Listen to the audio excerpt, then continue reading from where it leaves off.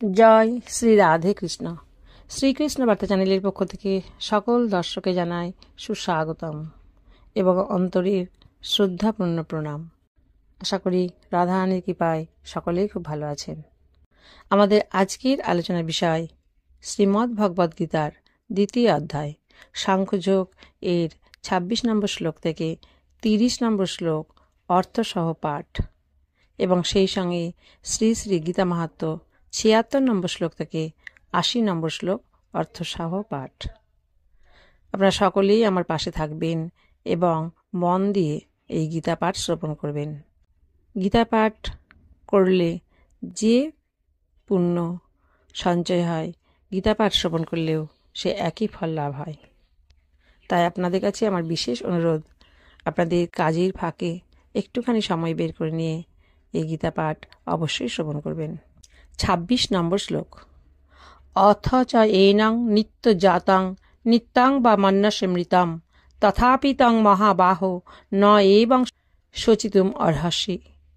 মহাবাহ মানে হে মহাবাহ, অথ মানে যদি, মন্যাসে এনাম মনে করো এই জীবাত্মা, নিত্য জাতম মানে সর্বদা জন্মায়, বা নিত্যম চ এবং সর্বদাই, মৃতম মৃত্যুমুখে পতিত হয়, তথাপি মানে তাহলেও, তম মানে তোমার, এবং মানে এর জন্য, শচিতুম মানে শোক করা, ন অর্হসি মানে উচিত নয়। ২৬ নম্বর শ্লোকের অর্থ হচ্ছে, হে মহাবাহ, যদি তুমি মনে করো যে এই জীবাত্মা সর্বদা জন্মায় এবং মৃত্যুমুখে পতিত হয়, তাহলেও তোমার এর জন্য শোক করা উচিত নয়। এই শ্লোকের ব্যাখ্যা হচ্ছে, ভগবান এখানে পক্ষান্তরে অথ চ এবং মন্যসে পদ দ্বারা বলেছেন যে স্থির সিদ্ধান্ত এবং সত্য কথা যদিও এই যে দেহি কোনো কালেই জন্মায় না বা মরে না, তথাপি যদি তুমি সিদ্ধান্তের বিরুদ্ধ কথা মেনে নাও যে দেহের মতো দেহিও নিত্য জন্মায় এবং তার নিত্য মৃত্যু হয়, তাহলেও তোমার শোক করা উচিত নয়।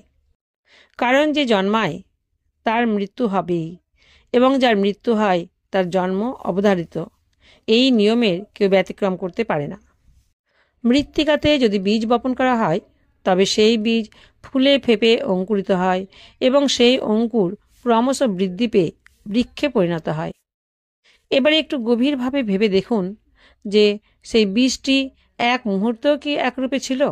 মাটিতে সে প্রথমে নিজ কঠিন খোলস ত্যাগ করে কোমল রূপ ধারণ করে, পরে অঙ্কুর রূপ পরিত্যাগ করে বৃক্ষরূপে আত্মপ্রকাশ করে এবং শেষে আয়ু ফুরিয়ে গেলে শুকিয়ে যায়।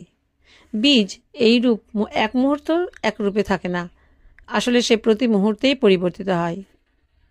যদি বীজটি এক মুহূর্ত একভাবে থাকত, তাহলে বৃক্ষের শুকিয়ে যাওয়া পর্যন্ত ক্রিয়া কিভাবে হতো? বীজ তার প্রথম রূপটি যখন ত্যাগ করল, তখনই প্রথম রূপের মৃত্যু হলো। দ্বিতীয় রূপ ধারণ করলে তার নবজন্ম হলো। এইভাবে প্রতি মুহূর্তে তার মধ্যে জন্ম ও মৃত্যুর প্রবাহ চলতে থাকে। শরীরও এই বীজেরই মতো অত্যন্ত সূক্ষ্মরূপে বীর্য রজের সঙ্গে মিলিত হয়। এই মিলিত পদার্থ বৃদ্ধি পেয়ে ক্রমশ শিশুর রূপ ধারণ করে ও জন্ম লাভ করে। জন্মের পর থেকে সে বাড়তে থাকে, পরে আবার হ্রাস পেতে থাকে এবং শেষে মৃত্যু হয়। এইভাবে শরীর এক মুহূর্ত এক রূপে না থেকে বদলাতে থাকে, অর্থাৎ প্রতিক্ষণে জন্মায় এবং মরে। ভগবান বলেছেন যে যদি তুমি শরীরের ন্যায় শরীরীকেও অর্থাৎ জীবাত্মাকে নিত্য জন্মায় ও বিনষ্ট হয় বলে মেনে নাও, তবুও এটি শোকের বিষয় হতে পারে না। ২৭ নম্বর শ্লোক। জাতস্য হি ধ্রুব মৃত্যুর ধ্রুবং জন্ম মৃতস্য চ তস্মাৎ অপরিহার্যে অর্থে ন তং শচিতুম অর্হসি। হি জাতস্য মানে কেননা যে জন্মায়, ধ্রুব মৃত্যু মানে মৃত্যু নিশ্চিত, চ মানে এবং, মৃতস্য মানে মারা যায়, ধ্রুবম জন্ম জন্মও নিশ্চিত, তস্মাৎ অতএব, অপরিহার্যে এর পরিহার সম্ভব নয়, অর্থে মানে এই বিষয়ে, তম মানে তোমার, শচিতুম মানে শোক করা, ন অর্হসি মানে উচিত নয়। ২৭ নম্বর শ্লোকের অর্থ হচ্ছে, যে জন্মায় তার মৃত্যু নিশ্চিত এবং যে মরে তার জন্মও নিশ্চিত। এর পরিহার অর্থাৎ নিবারণ হওয়ার সম্ভব নয়, সুতরাং এই বিষয় নিয়ে তোমার শোক করা উচিত নয়। জাতস্য হি ধ্রুব মৃত্যুর ধ্রুবং জন্ম মৃতস্য চ। এর অর্থ হচ্ছে, আগের শ্লোক অনুযায়ী যদি জীবাত্মার নিত্য জন্ম এবং নিত্য মৃত্যু মেনে নেওয়া যায়, তবুও এটি শোকের বিষয় হতে পারে না। কারণ যার জন্ম হয়েছে সে অবশ্যই মরবে, এবং যে মারা গেছে সে অবশ্যই জন্মাবে। তস্মাৎ অপরিহার্যে অর্থে ন তং সজিতুম অর্হসি। এর অর্থ হচ্ছে, এই জন্য কেউই এই জন্ম মৃত্যুর প্রভাবকে পরিহার করতে সক্ষম হয় না, কারণ এতে কারোর কিছুমাত্র স্বাধীনতা নেই। এই জন্ম মৃত্যুর প্রবাহ অনাদিকাল থেকে চলে আসছে এবং অনন্তকাল চলতে থাকবে। এই দৃষ্টিতে দেখলে তোমার শোক করা উচিত নয়। এরা ধৃতরাষ্ট্রের পুত্ররূপে জন্মেছে এবং অবশ্যই মারাও যাবে। তোমার এমন কোনো উপায় নেই যার দ্বারা তুমি এদের বাঁচিয়ে রাখতে পারো। যে মারা যাবে সে নিশ্চয়ই জন্মাবে, সেটা তুমিও রোধ করতে পারবে না। তাহলে কিসের শোক? শোক उसी का कीजिए जो अनहोनी होई, अनहोनी होती नहीं, होनी है सो होई। অর্থাৎ যা হবার নয় তার জন্য দুঃখ করছো, কিন্তু যা না হবার তা কখনোই হয় না, এবং যা হবার তা হবেই। অতএব শোক কিসের? যেমন একথা সকলে জানে যে সূর্য যখন উদিত হয়েছে তখন তা অস্ত যাবেই, এবং অস্ত গেলে পুনরায় উদিত হবেই। তাই মানুষ সূর্যের অস্ত হলে শোক বা চিন্তা করে না। এও তেমনি। হে অর্জুন, যদি তুমি মনে করো যে শরীরের মৃত্যুর সঙ্গে সঙ্গে এই ভীষ্ম, দ্রোণ আদি সকলে মারা যাবেন, তাহলে শরীরের সঙ্গে তারা আবার জন্মাবেনও। সুতরাং এইভাবে দেখলেও শোক হতে পারে না। ভগবান এই দুটি শ্লোকে যে কথা বলেছেন সেটি বাস্তবিক পক্ষে ভগবানের সিদ্ধান্তের কথা নয়। তাই অথচ পদটির দ্বারা ভগবান অন্য পক্ষের কথা বলেছেন যে এটি যদিও সিদ্ধান্ত নয়, কিন্তু যদি তুমি এরূপ মনেও করো তাহলেও তোমার শোক করা উচিত নয়। এই দুটি শ্লোকের তাৎপর্য হচ্ছে এই যে যদিও জগৎ সংসারের বস্তুমাত্রেই প্রতি মুহূর্তে পরিবর্তনশীল হওয়ার আগের রূপটি ত্যাগ করে অন্য রূপ ধারণ করতে থাকে, আগের রূপ ত্যাগ হলে এটির মৃত্যু হয় এবং অন্য রূপ গ্রহণ করলে এটির জন্ম হয়। এইভাবে যে জন্মায় তার মৃত্যু হয়, এবং যার মৃত্যু হয় সে পুনর্বার জন্মায়। এই প্রবাহ চিরকাল চলছে। এই দৃষ্টিতে দেখলে শোক কিসের? কোনো প্রিয়জনের যদি মৃত্যু হয়, অর্থ সম্পদ নষ্ট হয়, তাহলে মানুষের শোক হয়। তেমনি ভবিষ্যতের কথা ভেবেও চিন্তা হয় যে যদি স্ত্রীর মৃত্যু হয়, পুত্রের মৃত্যু হয়, তাহলে কি হবে। এইসব শোক ভাবনা নিজ বিবেককে গুরুত্ব না দেওয়ার জন্যই হয়ে থাকে। জগতের পরিবর্তন, পরিস্থিতির পরিবর্তন, এগুলি প্রয়োজন থাকে। পরিস্থিতি যদি না বদলায় তাহলে জগৎ চলবে কি করে? মানুষ বাল্যাবস্থা থেকে কি করে যৌবনে উপনীত হবে? মূর্খ দশা থেকে কি করে বিদ্বান হবে? রোগী দশা থেকে কিভাবে নিরোগ হবে? বীজ থেকে বৃক্ষ কি করে সৃষ্টি হবে? পরিবর্তন না হলে জগৎ সংসার স্থির চিত্র হয়ে যাবে। আসলে যা মরবার তা মরবেই, যা থাকবার তা কখনো মরে না। আমাদের সকলেরই প্রত্যক্ষ অনুভূতি হলো যে মৃত্যুর পর আমাদের সামনে শরীর পড়ে থাকে। শুধু শরীরের যিনি প্রভু সেই জীবাত্মা চলে যান। এই অনুভূতিকে গুরুত্ব দিলে আর শোক চিন্তা হয় না।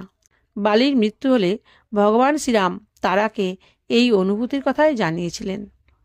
তারা বিকাল দেখি রঘুরায়া, দিনহা জ্ঞান হরি লিনহি মায়া, ছিতি জল পাবক গগন সমীরা, পঞ্চ রচিত অতি অধম শরীরা, প্রগট সতনু তব আগে শোভা, জীব নিত্য কেহি লগি তুমহ রোবা, উপজা জ্ঞান চরণ তব লাগি, লিনহেসি পরম ভগতি বর্মাগি। শ্রীরামচরিত মানস গ্রন্থের কিষ্কিন্ধা কাণ্ডে এই শ্লোক আছে। চিন্তা করে দেখা উচিত যে যখন 84 লক্ষ জন্মের কোনো শরীরই স্থায়ী হয়নি, তখন এই শরীরই বা থাকবে কেমন করে? 84 লক্ষ শরীর যখন আমি আমার বলেও থাকেনি, তখন এই শরীরই বা কেন আমি আমার হয়ে থাকবে? এই গূঢ় বিচার চিন্তাভাবনা শুধুমাত্র মনুষ্য শরীরেই হতে পারে, অন্য কোনো শরীরে নয়। আগের দুটি শ্লোকে পক্ষান্তরে কথা বলে ভগবান এখন পরের শ্লোকটিতে একেবারে সাধারণ দৃষ্টির কথা বলেছেন। 28 নম্বর শ্লোক। অব্যক্তাদিনী ভূতানি ব্যক্ত মধ্যাহ্নি ভারত, অব্যক্ত নিধনান্যেব তত্র কা পরিদেবনা। ভারত মানে হে ভারত, ভূতানি অব্যক্তাদিনী মানে সকল প্রাণী জন্মের পূর্বে অপ্রকট ছিল, অব্যক্ত নিধনানি মৃত্যুর পরেও অপ্রকট হবে। ব্যক্ত মধ্যাহ্নে এইব কেবল মধ্যভাগে প্রকট বলে মনে হয়। তত্র এতে কা পরিদেবনা, শোক করার কি আছে। 28 নম্বর শ্লোকের অর্থ হচ্ছে, হে ভারত, সকল প্রাণী জন্মের পূর্বে অপ্রকট ছিল এবং মৃত্যুর পরেও অপ্রকট হবে, কেবল মধ্যভাগে প্রকট বলে মনে হচ্ছে, সুতরাং এতে শোক কিসের। অব্যক্তাদিনী ভূতানি এর অর্থ হচ্ছে, যে সকল প্রাণীকে দেখা, শোনা এবং বোঝা যায় তারা সকলেই জন্মের পূর্বে অপ্রকট ছিল, অর্থাৎ নয়ন গোচর ছিল না। অব্যক্ত নিধনান্যৈব, এই সমস্ত প্রাণী মৃত্যুর পর অপ্রকট হয়ে যাবে, অর্থাৎ এগুলি বিনাশপ্রাপ্ত হলে সবই নেই এ বিলীন হয়ে যাবে, এদের আর দেখা যাবে না। ব্যক্ত মধ্যাহ্নে, এইসব প্রাণী মধ্যভাগে অর্থাৎ জন্মের পর এবং মৃত্যুর আগে প্রকট থাকে, অর্থাৎ নয়ন গোচর থাকে। যেমন নিদ্রা যাবার আগে স্বপ্ন ছিল না এবং জাগরিত হলেও স্বপ্ন থাকে না, তেমনি এই প্রাণীদেরও জন্মের আগে শরীর ছিল না এবং পরেও শরীর থাকবে না, কিন্তু মধ্যভাগে ভাবরূপে এটি পরিলক্ষিত হলেও প্রকৃতপক্ষে প্রতি মুহূর্তে এটি বিনাশের পথে যাচ্ছে। তত্র কা পরিদেবনা এর অর্থ হচ্ছে, সিদ্ধান্ত হচ্ছে এই যে যা আদিতে এবং অন্তে থাকে না তা প্রকৃতপক্ষে মধ্য সময়েও থাকে না। সমস্ত প্রাণীরই শরীর আগেও ছিল না এবং পরেও থাকবে না, সুতরাং প্রকৃতপক্ষে এগুলি মধ্যভাগেও নেই। কিন্তু এই জীবাত্মা প্রথমেও ছিল এবং পরেও থাকবে, সুতরাং এটি তো মধ্যভাগে থাকবেই। তাহলে এর থেকে এই সিদ্ধান্তে আসা গেল যে শরীরে সবসময় বিনাশ আছে, কিন্তু জীবাত্মার কখনো বিনাশ নেই, সুতরাং এই দুটির জন্য শোক হওয়া উচিত নয়।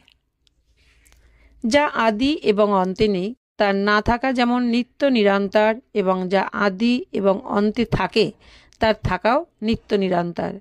যার না থাকাই সত্য তা হলো অসৎ, যেমন শরীর, আর যার থাকাই নিত্য তা হলো সৎ, শরীরই অর্থাৎ জীবাত্মা।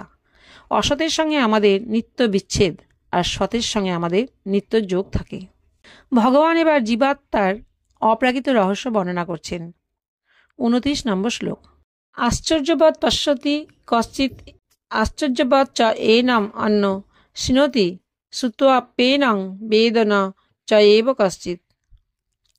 কশ্চিৎ এনম মানে কেউ এই জীবাত্মাকে, আশ্চর্যবৎ পশ্যতি মানে আশ্চর্য তুল্য দেখেন, চ তথা এব এবং তেমনি, অন্য মানে অন্য কেউ, আশ্চর্যবৎ বদতি মানে আশ্চর্যরূপে বর্ণনা করেন, চ মানে আবার, অন্য এনম মানে অন্য কেউ একে, আশ্চর্যবৎ মানে আশ্চর্যরূপে, শৃণোতি মানে শোনেন, চ এনম মানে এবং এর, শ্রুত্বা ওপি মানে শুনেও, কশ্চিৎ এব মানে কেউ, ন বেদ মানে জানেন না। 29 নম্বর শ্লোকের অর্থ হচ্ছে, কেউ এই জীবাত্মাকে আশ্চর্য তুল্য দেখেন, কেউ এই জীবাত্মাকে আশ্চর্যরূপে বর্ণনা করেন, আবার অন্য কেউ একে আশ্চর্যরূপে শোনেন এবং এর বর্ণনা শুনেও কেউ একে ঠিকমতো জানেন না, অর্থাৎ এটি দুর্বোধ্য। আশ্চর্যপাত পশ্যতি কশ্চিৎ এনম এর ব্যাখ্যা হচ্ছে, এই জীবাত্মাকে কেউ আশ্চর্যরূপে জানেন, অর্থাৎ অন্য সমস্ত বস্তু যেমন দেখা, শোনা, পড়া বা জানা যায়, এই দেহীকে তেমনভাবে জানা যায় না, কারণ অন্য সকল বস্তু যেমন স্বয়ং থেকে আলাদা হওয়ার ফলে জানা যায়, অর্থাৎ সেগুলি জানার বিষয় হয়ে যায়।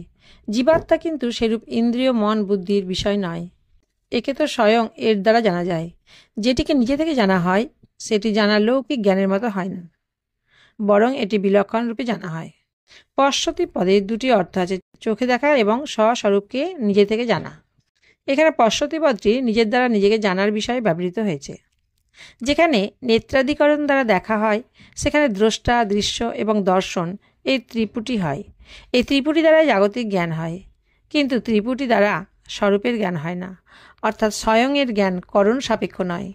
স্বয়ং এর জ্ঞান স্বয়ং এর দ্বারাই হয়, অর্থাৎ এই জ্ঞান করণ নিরপেক্ষ। যেমন আমি আছি এই রকম যে নিজের অস্তিত্বের জ্ঞান থাকে, এতে কোনো প্রমাণের বা কোনো করণের প্রয়োজন নেই। নিজের অস্তিত্বের বিষয় নিজের থেকে আলাদাভাবে অর্থাৎ দৃশ্যরূপে কখনো দেখা যায় না।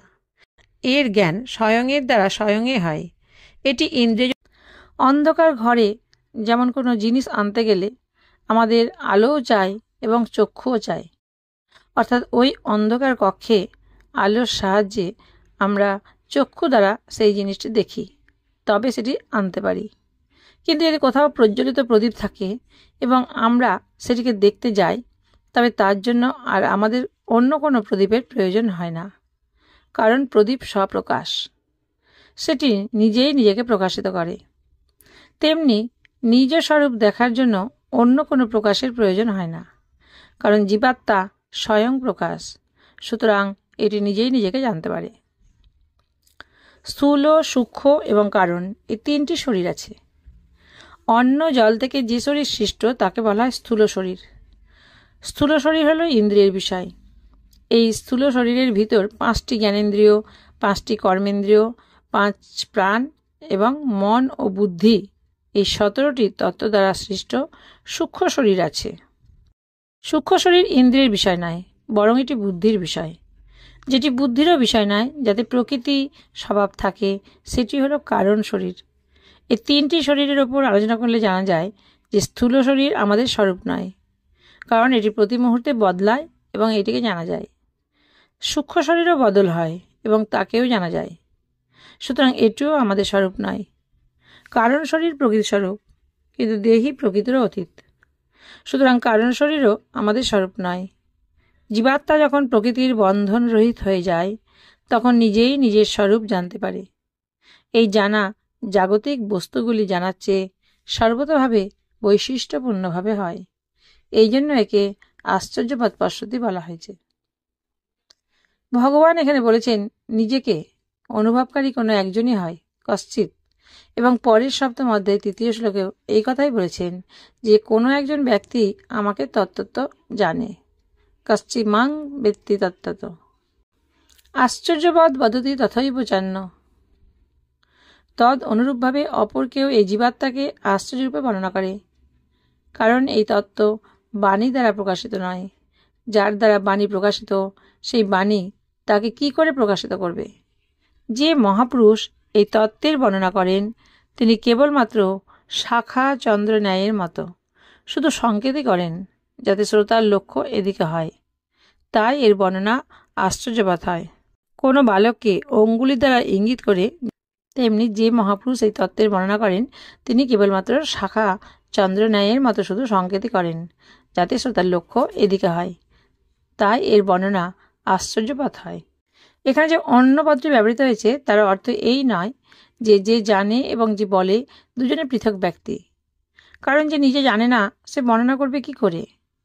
সুতরাং এই পদের তাৎপর্য হচ্ছে এই যে যে সকল ব্যক্তি জানেন তাদের মধ্যে বর্ণনা করার উপযুক্ত মানুষ কোনো একজনই হয়, কারণ সমস্ত অনুভবকারী তত্ত্বজ্ঞ মহাপুরুষও এই তত্ত্বের বর্ণনা করে শ্রোতাদের সেই তত্ত্ব পর্যন্ত নিয়ে যেতে পারেন না। তাদের সংশয় ও তর্কযুক্তির পুরোপুরি সমাধান করার ক্ষমতা তাদের সকলের থাকে না। সুতরাং বর্ণনাকারীর বিশেষ ক্ষমতা পরিস্ফুট করার জন্যই এখানে অন্য পদটি ব্যবহৃত হয়েছে। আশ্চর্যবৎ চ অন্নামান্য শ্রীণতি। অন্য কেউ কেউ এই জীবাত্মাকে আশ্চর্যরূপে শোনে, অর্থাৎ শ্রবণকারী। শাস্ত্র এবং লোকান্তরে যত কথা শুনেছ, সেই সব কথার তুলনায় দেহী সম্বন্ধীয় কথা সর্বদাই অন্য স্তরের হয়, কারণ অন্য যা কিছু জানা আছে তা সবই ইন্দ্রিয়, মন, বুদ্ধি ইত্যাদির বিষয়। কিন্তু দেহী ইন্দ্রিয়াদির গোচরীভূত বিষয় নয়, বরং এটি ইন্দ্রিয়াদির বিষয়গুলিকে প্রকাশিত করে। এই জন্য দেহী সম্বন্ধীয় আলোচনা তার কাছে আশ্চর্যের মতো শোনায়। কেবলমাত্র শ্রবণ করে কেউ একে জানতে পারে না। শ্রবণ করার পর যখন সেই ব্যক্তি স্বয়ং তাদের স্থিত হয়, তখন সে আপনি আপনাকে জানতে পারে। শ্রুত্বপ্যেনং বেদানাচয়েব কশ্চিৎ। এর অর্থ হচ্ছে শুনেও কেউ একে জানতে পারে না। তার মানে এই নয় যে কেউ শুনেছে সুতরাং সে আর জানবে না। এর অর্থ হলো কেউ যদি বলে যে শাস্ত্র এবং গুরুজনের বাক্য শুনেই তো জ্ঞান হয়, তাহলে এখানে শুনেও কেউ জানে না। এরূপ কেন বলা হয়েছে? এই বিষয়টি নিয়ে একটু গুরুত্ব সহ আলোচনা করলে দেখা যায় যে শাস্ত্রের উপর শ্রদ্ধা করতে শাস্ত্র বাধ্য করে না, এবং গুরুজনের উপর শ্রদ্ধা করতে গুরুজনেরাও বাধ্য করেন না। সাধক নিজেই শাস্ত্র এবং গুরুজনের উপর শ্রদ্ধা বিশ্বাস করেন, নিজেই তাদের শরণাগত হন। যদি স্বয়ং এর সম্মুখীন না হয়ে জ্ঞান প্রাপ্ত করা যেত, তবে আজ পর্যন্ত ভগবানের অনেক অবতার হয়েছেন, অনেক জীবনমুক্ত মহাপুরুষ এসেছেন। তাদের আগমনে কোনো ব্যক্তিরই অজ্ঞান থাকা উচিত ছিল না, অর্থাৎ সকলেরই তত্ত্বজ্ঞান হয়ে যাওয়া উচিত ছিল। কিন্তু সেরূপ দেখা যায় না। শ্রদ্ধা এবং বিশ্বাস নিয়ে শুনলে আত্মোপলব্ধিতে সাহায্য হয় মাত্র, কিন্তু স্বয়ংই স্বরূপে স্থিত হয়। সুতরাং উপরিউক্ত পদটির তাৎপর্য তত্ত্বজ্ঞানকে অসম্ভব ঘোষণা করা নয়, বরং এটি যে করণ নিরপেক্ষ তাই জানানোই হলো এর উদ্দেশ্য। মানুষ যে কোনো প্রকারে যতই তত্ত্বজ্ঞান জানবার চেষ্টা করুক না কেন, শেষ পর্যন্ত নিজেই সে নিজেকে জানতে পারে। শ্রবণ, মনন ইত্যাদি সাধন তত্ত্বজ্ঞানের পরম্পরাগত সাধন প্রণালী বলে মেনে নিলেও প্রকৃতপক্ষে বোধ করণ নিরপেক্ষ হয়। আপনাকে আপনি জানা কি করে হয়? একটি হচ্ছে করা, আর একটি হলো দেখা, এবং অপরটি হলো জানা। করাতে কর্মেন্দ্রিয়ের, দেখায় জ্ঞানেন্দ্রিয়ের এবং জানায় স্বয়ংয়ের প্রাধান্য থাকে। জ্ঞানেন্দ্রিয়ের দ্বারা জানা যায় না, বরং দেখা হয় এবং তা ব্যবহারের উপযোগী। কিন্তু স্বয়ংয়ের দ্বারা যা জানা হয় সেটি দু প্রকারের।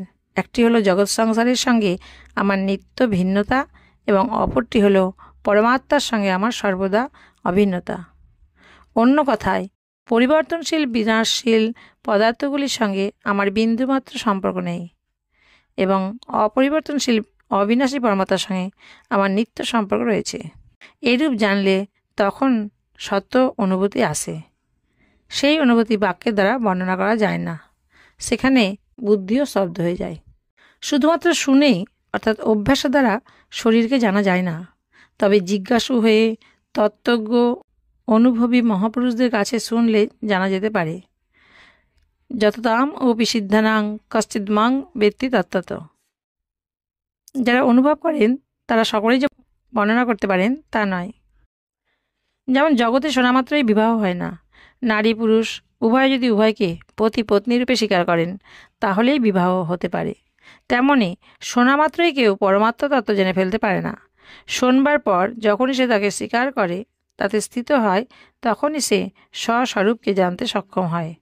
সুতরাং শোনার মাধ্যমে মানুষ জ্ঞানের ভাষা শিখতে পারে, অন্যকে শোনাতে পারে, লিখতে পারে, ব্যাখ্যা করতে পারে, চিন্তাও করতে পারে, কিন্তু অনুভব করতে সক্ষম হয় না। শুধুমাত্র শুনলেই পরমাত্মা তত্ত্ব জানা যায় না, শোনার পর উপাসনা করলে তবেই জানা সম্ভব হয়। যদি কোনো অনুভবী মহাপুরুষ পরমাত্মা তত্ত্ব বর্ণনা করেন এবং শ্রোতা জিজ্ঞাসু ও শ্রদ্ধাপরায়ণ হন, তাহলে তখনই তার জ্ঞান হতে পারে।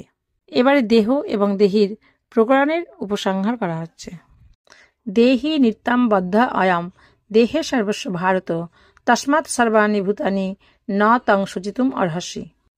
ভারত মানে হে ভরত বংশোদ্ভব অর্জুন, সর্বস্ব দেহে মানে জীবগণের দেহে, অয়াম দেহি এই দেহি, নিত্যাম মানে সর্বদাই, অবদ্ধ মানে অবদ্ধ, তস্মাৎ মানে সেই জন্য, সর্বাণী মানে সমস্ত, ভূতানি মানে প্রাণীদের জন্য, তম মানে তোমার, সচিতুম মানে শোক করা, ন অর্হসি মানে উচিত নয়। 30 নম্বর শ্লোকের অর্থ হচ্ছে, হে ভরত বংশোদ্ভব অর্জুন, জীবগণের দেহে এই দেহি সর্বদাই অবদ্ধ, সেই কারণে এই সমস্ত প্রাণীর জন্য অর্থাৎ কোনো প্রাণীর জন্যই তোমার শোক করা উচিত নয়। দেহি নিত্যম বদ্ধ অয়ম দেহে সর্বস্ব ভারত, এর অর্থ হচ্ছে মনুষ্য, দেবতা, পশু, পক্ষী, কীট পতঙ্গাদি স্থাবর জঙ্গম সমস্ত প্রাণীর শরীরে অবস্থিত এই দেহি সর্বদা অবদ্ধ অর্থাৎ অবিনাশী। অবদ্ধ শব্দটি দুটি অর্থ হয়, একে বধ করা উচিত নয়, একে বধ করা যায় না। যেমন গরু অবদ্ধ অর্থাৎ কখনো কোনো অবস্থাতেই গোহত্যা করা উচিত নয়, কারণ গোহত্যা অত্যন্ত দোষের এবং পাপদায়ক। কিন্তু দেহির ব্যাপারে দেহিকে বধ করা উচিত নয় এরূপ কোনো কথা আসে না, বরং এই দেহিকে কখনো কোনো প্রকারে বধ করা যায় না এবং কেউ করতে পারে না। বিনা স্বয়ং ব্যয়শাস্য ন কশ্চিৎ কর্তুম অর্হতি তস্মাৎ সর্বাণি ভূতানি তং শুচিতুম অর্হসি। এর অর্থ হচ্ছে সেই জন্য তোমার কোনো প্রাণীর জন্য শোক করা উচিত নয়, কারণ দেহির বিনাশ কখনোই সম্ভব নয় এবং বিনাশশীল এই দেহ এক মুহূর্ত স্থিরভাবে থাকে না। শরীর বিনাশশীল, কারণ এর স্বভাবই হচ্ছে নাশ হওয়া, এটি প্রতি মুহূর্তেই ক্ষয় হচ্ছে, কিন্তু যেটি নিজের নিত্যস্বরূপ তার কখনো ক্ষয় হয় না। এই বাস্তবিকতা যদি উপলব্ধি করে নেওয়া যায় তাহলে শোক হওয়া সম্ভবই নয়। এখানে 11 শ্লোক থেকে 30তম শ্লোক পর্যন্ত যে প্রকরণ আছে এটি বিশেষভাবে শরীরী শরীর, নিত্য অনিত্য, সৎ অসৎ, অবিনাশী বিনাশশীল এই দুটিকে ভিন্ন রূপে বিবেচনার জন্য, অর্থাৎ এই দুটিকে পৃথক পৃথক জানাবার জন্যই হয়েছে। কারণ যতক্ষণ পর্যন্ত দেহি অর্থাৎ জীবাত্মা ও দেহ পৃথক এই বিবেক জাগ্রত না হয়, ততক্ষণ কর্মযোগ, জ্ঞানযোগ, ভক্তিযোগ ইত্যাদি কোনো যোগের অনুষ্ঠানে ঠিকমতো কাজে আসে না। শুধু তাই নয়, স্বর্গাদি লোক প্রাপ্তির জন্যও দেহি ও দেহের পার্থক্য জানা প্রয়োজন। কারণ দেহি যদি দেহ থেকে পৃথক না হয়, তাহলে দেহের মৃত্যু হলে স্বর্গে কে যায়? সুতরাং অস্তিবাদী যত দার্শনিক আছেন, তারা অদ্বৈতবাদী বা দ্বৈতবাদী যে কোনো মতেরই হন না কেন, সকলেই দেহি এবং দেহের পার্থক্য স্বীকার করেন। এই স্থানে ভগবান এই পার্থক্য স্পষ্ট করতে চেয়েছেন। এই প্রকারে ভগবান যে কথা বলেছেন তা প্রায় সমস্ত মানুষেরই অনুভবের কথা। যেমন দেহ পরিবর্তনশীল, কিন্তু দেহি অপরিবর্তনীয়। দেহি যদি পরিবর্তনশীল হয়, তবে শরীরের পরিবর্তনের কথা কে জানবে? প্রথমে বাল্যাবস্থা ছিল, তারপর যৌবন এলো, কখনো অসুখ হয়, কখনো বা সেরে যায়। এইভাবে অবস্থাগুলি পরিবর্তিত হয়, কিন্তু এই অবস্থাগুলির জ্ঞাতা রূপে দেহি একই রূপে থাকে। সুতরাং পরিবর্তনশীল এবং অপরিবর্তনীয় এই দুটি কখনো এক হতে পারে না। এটি সকলেরই প্রত্যক্ষ অনুভূতি।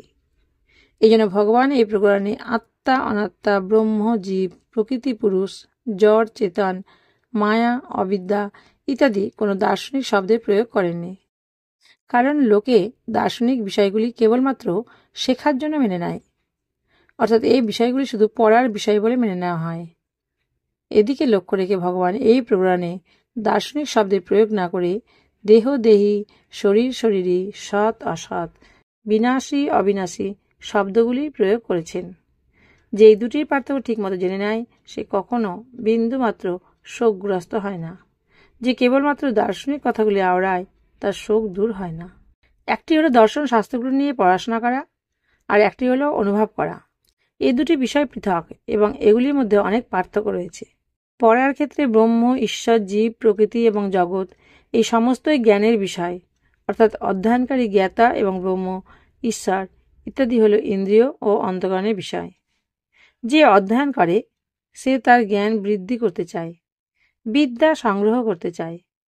কিন্তু যিনি সাধক, মুমুক্ষু, জিজ্ঞাসু এবং ভক্ত হন, তিনি অনুভব করতে চান, অর্থাৎ প্রকৃতি এবং জগৎ থেকে সম্পর্ক ছেদ করে এবং নিজেই নিজেকে অনুভব করে ব্রহ্মের সঙ্গে অভিন্নতা অনুভব করতে চান, ঈশ্বরের শরণাগত হতে চান। ভগবান 11 থেকে 30তম শ্লোক পর্যন্ত দেহ দেহির বিবেকের বর্ণনা করেছেন। এই পুরাণে ভগবান ব্রহ্ম, জীব, প্রকৃতি, পুরুষ, জড়, চেতন, মায়া, অবিদ্যা, আত্মা, অনাত্মা ইত্যাদি কোনো দার্শনিক শব্দ প্রয়োগ করেননি।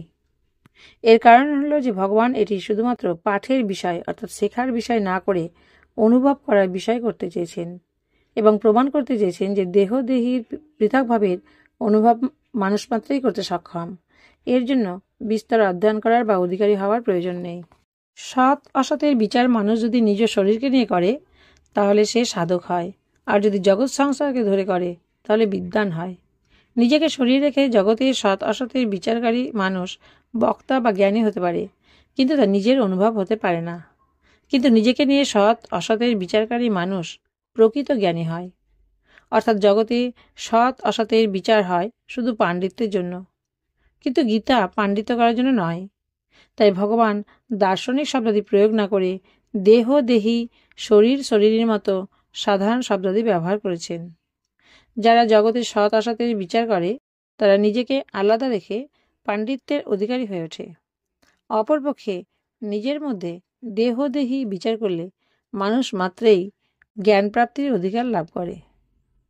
অনুভব করার জন্য দেহদেহির বিচার উপযোগী, আর শেখাবার জন্য উপযোগী হল তত্ত্ববিচার।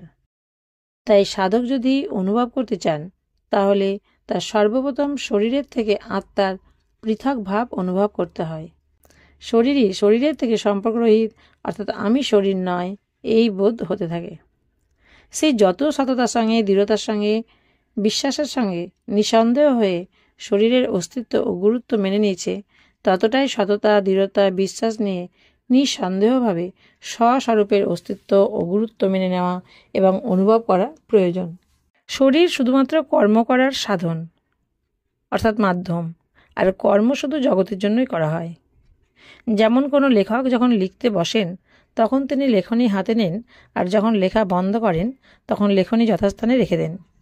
তেমনি সাধকের কর্ম করার সময় শরীরকে স্বীকার করা উচিত, আর কর্ম সমাপ্ত হলেই শরীরকে লেখনীর মতো আলাদা মনে করে যথাবৎ সম্বন্ধশূন্য মনে করা উচিত, তাতে আসক্ত না হওয়া উচিত। কেননা আমাদের যদি কোনো কিছু করার না থাকে তাহলে শরীরকে প্রয়োজন হবে কেন? সাধকদের জন্য প্রয়োজনীয় কথা হলো, যিনি অসৎ রূপে যাকে জানেন সেই অসৎকে পরিত্যাগ করা। সাধক যাকে অসৎ বলে জানেন তা যদি পরিত্যাগ করেন তাহলে তার সাধনা সহজ সুগম হয় এবং শীঘ্রই সিদ্ধি লাভ করেন। সাধকের নিজ সাধ্যে যে প্রীতির ভাব তাকেই সাধন বলা হয়। এই প্রীতির ভাব কোনো বস্তু, ব্যক্তি, যোগ্যতা, সামর্থ্য ইত্যাদি দ্বারা অথবা কোনো অভ্যাসের দ্বারা প্রাপ্ত করা যায় না। প্রকৃতপক্ষে সাধ্যতে আপন ভাব এলে তবেই তা প্রাপ্ত হয়। সাধক যাকে আপন বলে মনে করেন তাতেই তার ভালোবাসা স্বতঃস্ফূর্তভাবে জেগে ওঠে। কিন্তু প্রকৃত আপন ভাব সেই বস্তুতেই হওয়া উচিত যাতে এই চারটি ব্যাপার থাকে। যাতে আমার সাধর্ম অর্থাৎ স্বরূপগত ঐক্য থাকে, যার সঙ্গে আমি নিত্য সম্পর্কিত, যার কাছ থেকে আমি কখনো কিছু চাই না, আর আমার যা কিছু আছে সেসব আমি যাকে সমর্পণ করতে পারি। এই চারটি বিষয় ভগবানের ক্ষেত্রেই প্রযোজ্য। কেননা শরীর এবং জগতের সঙ্গে আমাদের সম্পর্ক নিত্য স্থায়ী নয় এবং ওগুলির সঙ্গে আমাদের স্বরূপগত ঐক্যও নেই। প্রতি মুহূর্তে পরিবর্তনশীল বস্তুর সঙ্গে অপরিবর্তনশীল বস্তুর ঐক্য কি করে হবে? আমরা শরীরের সঙ্গে যে ঐক্য দেখে থাকি তা বাস্তবিক সত্য নয়, সেটি মেনে নেওয়া হয়েছে মাত্র। মেনে নেওয়া ঐক্য শুধু কর্তব্য পালনের জন্য, অর্থাৎ যার সঙ্গে আমাদের ঐক্য মেনে নেওয়া হয়েছে তার সেবা করা যেতে পারে, কিন্তু তার সঙ্গে প্রকৃত ঐক্যভাব স্থাপিত হতে পারে না। যাকে আমরা অসৎ বা অনিত্য বলে জানি তাকে ত্যাগ করার জন্য সাধকের বিবেক বিরুদ্ধ সম্পর্কগুলি পরিত্যাগ করা প্রয়োজন। যার সঙ্গে আমাদের নিত্য সম্পর্ক নেই এবং স্বরূপগত ঐক্যও নেই, সেগুলি নিজের বলে মনে করা বিবেক বিরুদ্ধ সম্বন্ধ। সেইভাবে দেখলে শরীরকে নিজের মনে করা বিবেক বিরুদ্ধ। এই বিবেক বিরুদ্ধ সম্পর্ক থাকলে কোনো সাধনই সিদ্ধ হতে পারে না। শরীরের সঙ্গে সম্পর্ক রেখে একজন যতই তপস্যা করুক, সমাধি লাভ করুক, লোকান্তর পরিভ্রমণ করুক না কেন, তাহলেও তার মোহনাশ এবং সত্য তত্ত্ব প্রাপ্তি সম্ভব নয়। বিবেক বিরুদ্ধ সম্পর্ক পরিত্যাগ করলেই মোহনাশ হয় এবং সত্য তত্ত্ব প্রাপ্ত করা যায়। তাই বিবেক বিরুদ্ধ সম্পর্ক ত্যাগ না করা পর্যন্ত সাধকের নিশ্চিন্ত থাকা উচিত নয়। আমরা যদি শরীরের সঙ্গে মেনে নেওয়া এই বিবেক বিরুদ্ধ সম্পর্ক পরিত্যাগ নাও করি, তাহলেও শরীর একসময় আমাদের ত্যাগ করবেই। যা আমাদের ত্যাগ করবেই তাকে ত্যাগ করা এমন কি কঠিন কাজ? তাই যে কোনো পথের যেমনই সাধক হন না কেন তাকে এই সত্য স্বীকার করতেই হবে যে আমি শরীর নই, শরীর আমার নয় এবং শরীর আমার জন্য নয়। কেননা আমি অশরীরী, আমার প্রকৃত স্বরূপ হলো অব্যক্ত। সাধকের যতক্ষণ শরীরের সঙ্গে আমি আমার সম্পর্ক থাকে ততক্ষণ সাধনা করলেও সিদ্ধি লাভ হয় না এবং তার সকল শুভকর্ম, সার্থক চিন্তা ও প্রতিষ্ঠা আসক্তিতেই আবদ্ধ থাকে। সাধক যদি যজ্ঞ, তপ, দান ইত্যাদি শুভকর্ম করতে থাকেন, আত্মা ও পরমাত্মাকে ধ্যান করতে থাকেন বা সমাধিমগ্ন হন, তাহলেও তার বন্ধন সম্পূর্ণভাবে দূর হয় না। কারণ শরীরের সঙ্গে সম্পর্ক মেনে নেওয়াই হলো আসল বন্ধন, প্রকৃত দোষ, যার থেকে সমস্ত দোষের উৎপত্তি হয়ে থাকে। সাধকের যদি শরীরের সঙ্গে এই মেনে নেওয়া সম্পর্ক সর্বতভাবে দূর হয়, তাহলে তার দ্বারা অশুভ কর্ম তো হয়ই না, উপরন্তু শুভকর্মের আসক্তিও দূর হয়। কোনো অর্থহীন চিন্তা তিনি করেন না এবং সার্থক চিন্তাতেও তার কোনো আসক্তি থাকে না। তার সর্বপ্রকার চাঞ্চল্য দূর হয়, এমনকি সমাধিতে বা স্থিরতায় কিংবা নির্বিকল্প স্থিতিতে পর্যন্ত কোনরূপ আসক্তি থাকে না। এইভাবে স্থূল শরীর দ্বারা সংগঠিত কর্মে, সূক্ষ্ম শরীর দ্বারা হওয়া চিন্তায় এবং কারণ শরীর দ্বারা হওয়া স্থৈর্যের ফলে আসক্তি নাশ হলে সাধকের সাধন সিদ্ধ হয়, অর্থাৎ তার মোহ নাশ হয়ে সত্য তত্ত্ব উপলব্ধি হয়। তাই ভগবান তার উপদেশের প্রারম্ভে শরীরের সঙ্গে বন্ধনের সম্পর্ক সর্বতভাবে মোচন করার উদ্দেশ্যে শরীরীর বিবেকের আলোচনা করেছেন। এতক্ষণ আমরা শ্রীমদ্ ভগবৎ গীতার 2য় অধ্যায় সাংখ্যযোগ এর 26তম শ্লোক থেকে 30তম শ্লোক অর্থসহ পাঠ করলাম। এখন আমরা শ্রী শ্রী গীতা মাহাত্ম্য 76 নম্বর শ্লোক থেকে 80 নম্বর শ্লোক অর্থসহ পাঠ করব। 76 নম্বর শ্লোক। গীতার্থং বাচ্যমানং যো ন শৃণোতি সমীপত স শুকরভবম যোনিমন্যকাম অধিগচ্ছতি। যে ব্যক্তি সমীপে থাকিয়াও কথ্যমান গীতা ব্যাখ্যা শ্রবণ না করে সে অনেকবার শুকরজনি প্রাপ্ত হয়। চৌর্যং কৃত্বা চ গীতায়া পুস্তকং চ সমানয়েত ন তস্য সফলং কিঞ্চিত পঠনঞ্চ বৃথা ভাবেত। যে ব্যক্তি গীতা পুস্তক চুরি করে আনে তাহার কিছুই সফল হয় না, তাহার গীতা পাঠও নিষ্ফল। য শ্রুত্বা নৈব গীতার্থং মোদতে পরমার্থত নৈব তস্য ফলং লোকে প্রমত্তস্য যথাশ্রম। যে ব্যক্তি গীতার্থ শ্রবণ না করিয়া পরমার্থ বিষয়ে যত্নবান হয়, উন্মত্তের বৃথা শ্রমের ন্যায় তাহাতে কোনো ফল লাভ হয় না। গীতাং শ্রুত্বা হিরণ্যাঞ্চ ভোজ্যং পট্টম বরং তথা নিবেদয়েত প্রদানার্থং প্রীতয়ে পরমাত্মন। গীতা শ্রবণ করিয়া সুবর্ণ ভোজ্য ও পট্টবস্ত্র পরমাত্মার প্রীতির জন্য নিবেদন করিবে। বাচকং পূজয়েত ভুক্ত্বা দ্রব্য বস্ত্রদুপস্করায় অনেকাই বহুধা প্রীত্বা তুষ্যতাং ভগবান হরি।